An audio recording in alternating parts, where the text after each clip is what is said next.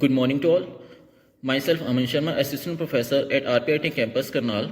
Today we will discuss uniform and protective clothing of the chef. First part of the uniform is tuck and headwear.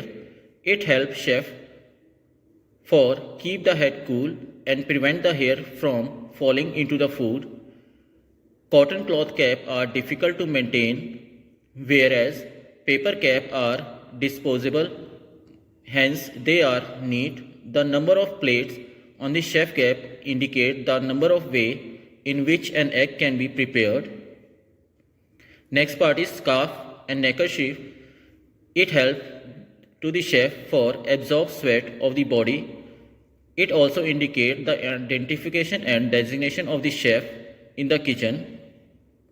Next part is double breasted jacket. It also called the chef coat. It protects the chef body from chest and front of the body. Easy to remove overhead or sideways. Cotton cloth buttons, heat resistant. Aprons. Below the knee level, the aprons can be made according to the chef length. Double protection prevent the jacket and trouser from become dirty. Cotton checked trouser.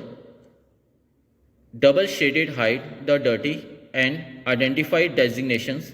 There are two types of trousers used in the kitchen. One is checked trouser and second one is pure black color trouser. The pure black color trouser can wear only the executive chef in the kitchen. Next is shoes and socks. Clogs can be used, but it is expensive. Metal frame in front protect the toes.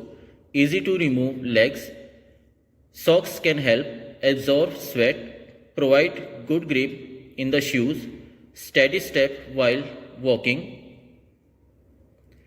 Please subscribe our RPIIT Academic channel on YouTube. Thank you.